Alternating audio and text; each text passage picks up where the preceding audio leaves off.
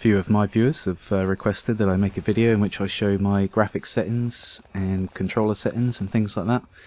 So yeah, this is that video. I'm going to show you my Arma 3 graphics, audio control options, and I'll also show you my mouse and keyboard profiles that I use when I'm playing Arma 3 as well. Holy shit.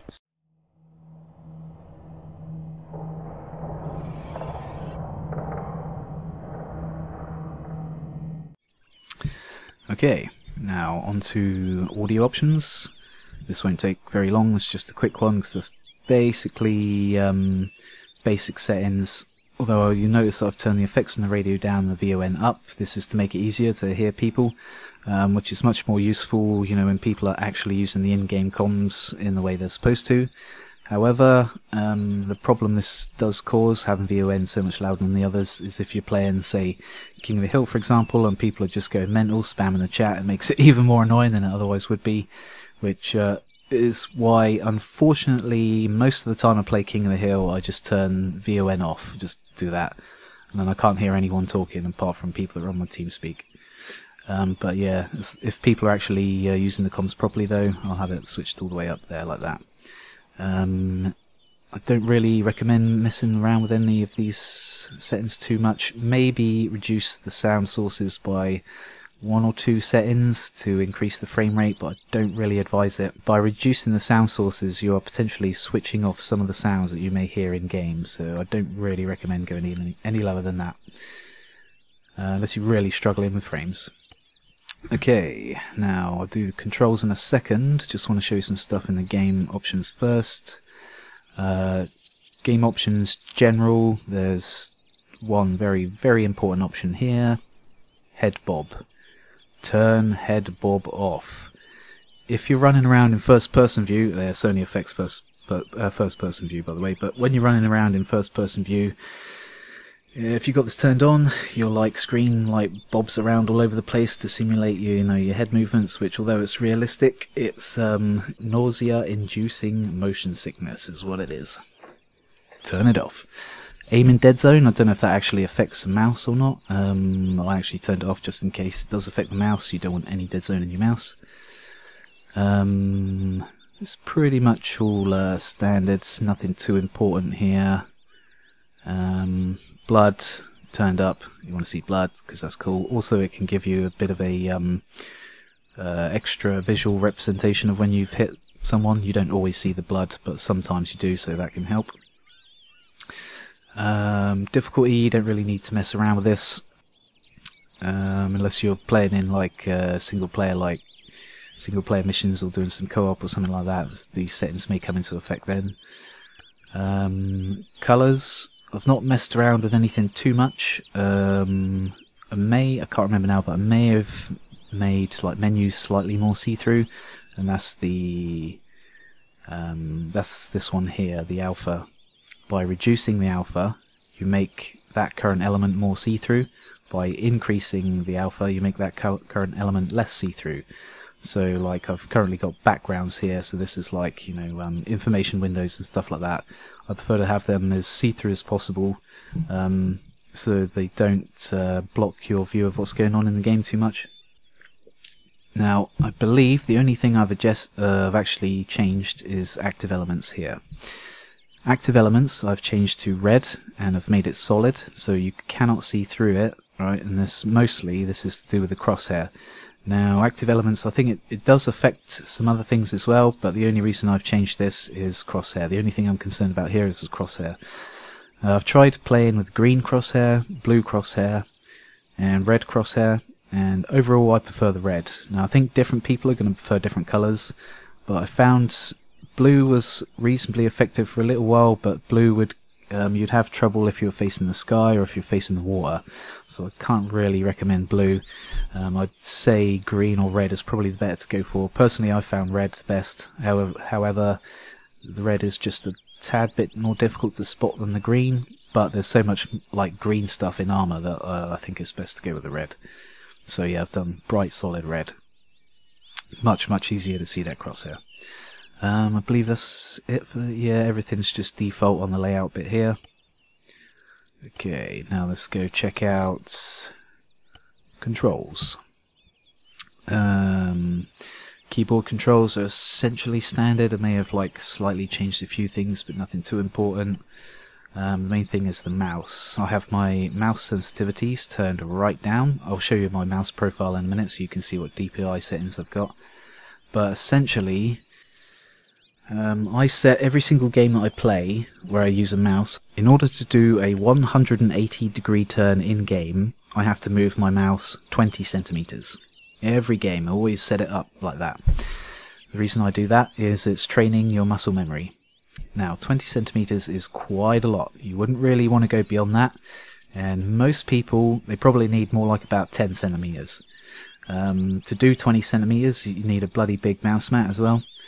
I've got, yeah, a pretty damn big mouse mat. It takes up a good portion of my desk. If you move your mouse really small amounts to do a 180-degree turn in game, like if you're moving your mouse 3 or 4 centimeters and you're doing a 180-degree turn in game, you may want to change that, so you have to move your mouse further to do that sort of movement. Yeah, I am like totally waving my arm around like crazy while I'm playing first-person shooter games, but the reason you would set it higher is because it makes aim easier. But you know, it also makes like general moving around like a bit slower. So you've got to move your hand faster to do the same amount of movement. So you've got to find the right trade-off. Invert y-axis, that's just normal. Acceleration and smoothing. Acceleration off, smoothing off. This is to help your mouse to have a 1-to-1 movement. So exactly what you do on the mouse mat is exactly what your cursor is doing. You're getting an exact 1-to-1 mouse movement, and that's why these things even exist in the first place, is because, you know, like if you're just moving around Windows, for example, you know, just clicking on like menus, whatever, it's probably nicer to have acceleration and smoothing switched on.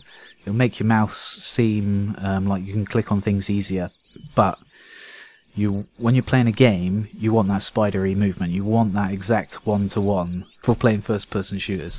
And this is also another aspect of muscle memory, training your muscle memory. With these two options turned on, it becomes almost impossible to train your muscle memory because the mouse is always doing different things depending on like how fast you've moved it and things like that. You don't want any of that stuff to come into play. You just want pure 1-to-1 movement. What you move your mouse is what fucking happens on screen. That's what you want. Okay. Right. Now I'll show you, before I show you my mouse and keyboard profile, I'll just show you my Arma 3 CFG settings. Right, so to find this file I'm now going to show you, if you've installed Arma 3 in the default position, possibly even if you haven't actually, this still mean this file still may be in the same place. But yeah, anyway, C drive, users, your username, whatever you've set as your Windows username, and documents, Arma 3, not Arma 3 other profiles. Arma 3, you may not have Arma 3 other profiles if you've only ever used one Arma 3 profile. This folder may not exist. I'm not too sure about that. But anyway, don't worry about that folder. You're looking for this folder, Arma 3, just Arma 3. And here's your arma3.cfg file. Now, if you've never seen anything like this before, this may look a bit heavy. Don't worry about it too much. There's only a few things you need to change. Now, if you are going to make these changes, it may be a good idea to back this file up, make a copy of it, call it something else, and like stash it somewhere. In case like things go wrong, you can just restore your original. Because if you mess up some of these settings, you can seriously screw your game up. So you've got to be careful here. But the only things I've changed, let's have a look, where is it? Refresh equals 144. The reason I do this is because I have a 144 Hz monitor, and in order to make sure that the game is running at a refresh rate of 144 Hz, you need to set this to 144 Hz. Likewise, if you've got a 120 Hz monitor, set this to 120. I have read that setting this to 120 can help VSync to look better as well, even if you don't have a 120Hz monitor, but I can't really say if that's true or not. You need to know the refresh rate of your monitor to know if you have a 120 or 144Hz monitor. Most monitors are 60Hz. And this will probably be, you'll probably find this is on the default setting of 60Hz. If it is, and your monitor is 60Hz, then just leave it. In order to find out the hertz of your monitor, it will be one of the main sort of pieces of information relating to the monitor. So if you can find any documentation, or could even possibly be written on the back of the screen itself, yeah, you're looking for a number with the letters HZ after it. Now the other thing I've changed here, GPU max frames ahead equals 1 and GPU detected frames ahead equals 1. Now I think the default is something like GPU max frames ahead equals 1000 and GPU detected frames ahead equals like 3 or something like that. These settings, you'll often find people recommending that you change these settings to 1 to increase your frame rate and to make the game feel smoother. The main reason that I have changed these settings to 1 is apparently because if they're higher, that can also create input lag. Again, you know, very, very small amount of input lag. You're certainly not like going to notice it essentially, but this is all like, again, this is turned down to help with muscle memory training for your mouse movements. It's sort of like I'm just making sure that I'm getting as little input lag as possible, so anything like this that can cause input lag, I'll try to sort it out. The other changes I've made is to this Arma 3 profile file. Now I've actually got multiple Arma 3 profiles. The main one that I use is in fact in this folder here, Arma 3 other profiles. Now if you don't have, if you're not using multiple profiles, you're only using the one profile, you may want to change the value on this file here. Basically the profile that you're using will start with the name of that you use for that profile. So I'm using a profile called Luke 9K, and in my Arma 3 other profiles you can see here's the folder that holds the details for my other profile, Luke 9K. And here's my Luke 9K Arma 3 profile file. And if you go all the way down to the bottom, whoops, try again, all the way down to the bottom, you can see these two values here. These are the values you need to change in order to adjust your field of view. Now, I'll include a link in the description with more information about the sort of numbers that you're going to want for your field of view. Now, I run an increased field of view. Not everyone is going to want to change their field of view. It's another thing that's a little bit personal. It depends very much on how you play. Now, some people will actually reduce their field of view. You see it in like professional Counter-Strike and stuff like that sometimes. If you ever reduce your field of view, the main reason you would do this is because hitboxes are bigger. Yeah, basically it's easier to shoot stuff if you decrease your field of view. If you're like a sniper, or you know, someone that's more of hide and shoot people from quite far away type of player all the time, then you may want to decrease your field of view. However, personally, I like to go balls deep in the fucking shit at all times, so I like to increase my field of view to give myself more of more visual information about my current environment. I can see more of what's around me. Now obviously if you go too far, you can see too much and it can look a bit weird, and also it can make things much more difficult to shoot because the thing that you're shooting at appears to you to be further away than it would otherwise be if your field of view was lower. So, you know, you've got to find like the right level. Okay, now all that's left is to show you my mouse profile and my keyboard profile, so let's have a look. Do the keyboard first. Where's my Arma 3 profile? There's my Arma 3 profile. Let's click on this. This is a picture of my keyboard. That's what my keyboard looks like. Really good keyboard. Corsair K95 RGB, but totally expensive. No need to get the RGB version. Like the normal version would be awesome anyway. But yeah, if you'll notice, I have these extra macro keys on the side here, on the left hand side of the keyboard. Now the way I make use of these extra keys is I basically just set them as an extra way of pressing some of the buttons. For example, in Arma 3 you can zoom in and zoom out a little bit, whether you're looking through a scope, whether you're in third person view, whatever, you can zoom in and zoom out a bit. You would normally do that by pressing plus and minus on the numpad. However, those keys can be a bit awkward to access, so I've basically duplicated those keys here. So that's this key here is to zoom in, this key here is to zoom out. I press those with my little finger on my left hand, and I find that is much more easy and much more suitable than trying to reach over to use these keys here. Now the zoom in key, you can actually do that anyway just by holding down your right mouse button, but I actually prefer to hold down the key, and I use those keys quite a lot, which is why I've set them to here. One of the other keys that I've set here is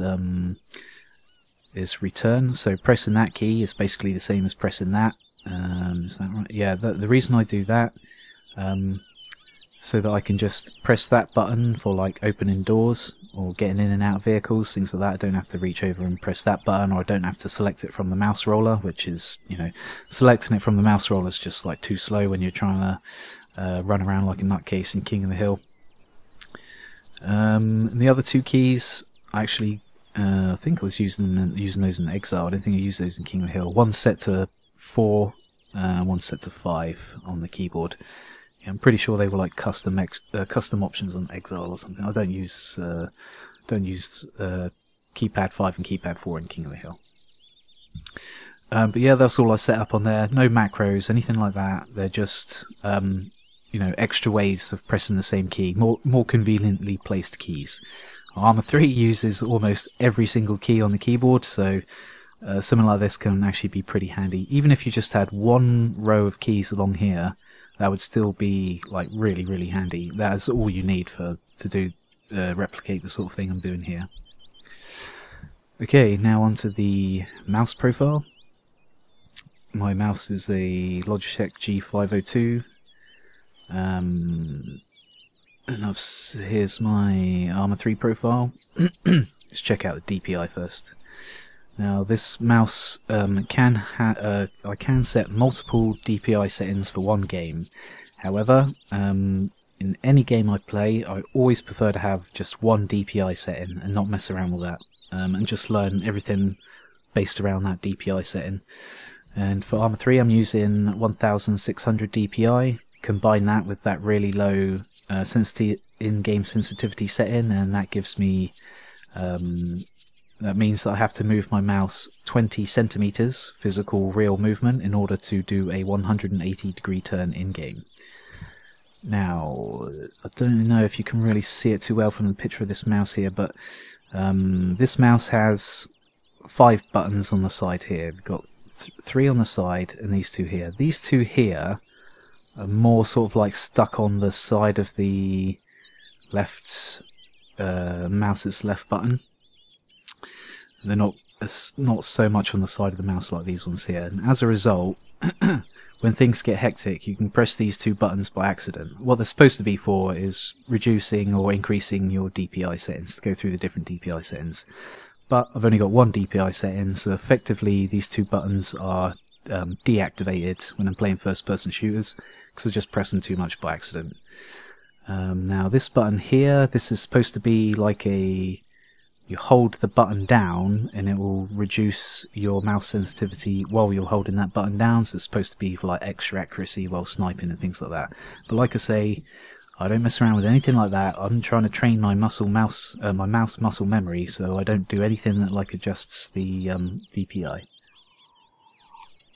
So what I have that button set to is grenade. Just tap that button there and it throws the grenade. When I first started doing that, I did actually press that accidentally. I do occasionally press it accidentally, which is pretty dangerous in Arma, to accidentally throw grenades around. But yeah, I'm starting to get a bit more used to it and doing it less by accident now. But I still find it overall much more useful to have the button on the mouse for throwing grenade. Now this little button on the side here, you see that's set to numpad enter, so that button there switches between first and third person view. If you're playing third person Arma 3, it's extremely useful to be able to very quickly and very easily change between first and third person view without having to like move your hand, change your hand to any other key, so you don't have to like stop for a second to change between the views. You want to be able to really easily, dynamically change between the two views as you're like moving around, shooting, doing stuff. And I find the best way to do that is to have one of these side buttons that's changed between first and third person view. And this button here is set to number 1, so basically that's the same as pressing 1 on the keyboard, and that when I press that button, that will just switch back to my primary weapon. It's like a panic button to switch back to primary weapon if I've just been firing a pistol or rocket launcher or something like that. Someone just runs out in front of me while I've still got the other weapon or the primary weapon, just press that real quick and it changes back to the primary weapon. So yeah. I've also got a couple of other buttons set. The mouse roller, you can actually press it in like a button as well as rolling it, but you can actually move it left and you can move it right. Don't use this that much, but if I move my mouse roller to the right, it's the same as pressing 2 on the keyboard, so that's a quick way of changing to my pistol.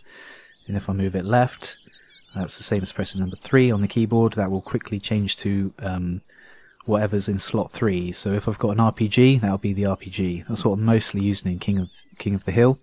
So if I move my mouse roller to the left, switches to the rocket launcher. If I wanted to quickly change back to the primary, I press that button there. That was the same as pressing number 1 on the keyboard. That would quickly change back to my primary weapon. What else? That's almost it. Oh yeah, a couple of things I forgot to mention when I was looking at the DPI. The report rate for the mouse, that's the amount of times like per second that the mouse information is being updated. You always want that to be as high as it will possibly go, even if it's an insanely high number. This is to do, again, to help with training your mouse muscle memory.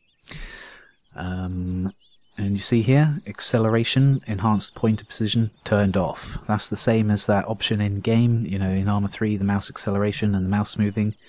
This will create, it will make your mouse feel smoother if you just like going around windows or whatever, but it's basically creating like artifacts. It's not giving you an exact one-to-one movement of your mouse, so it will negatively affect your ability to train your muscle memory and your mouse movements. And that tick there, enable per profile pointer settings, that just basically means that I can set a different profile for each of the different games that I play. Hope this information is useful. Thank you for watching. Cheers for staying to the end if you're still listening.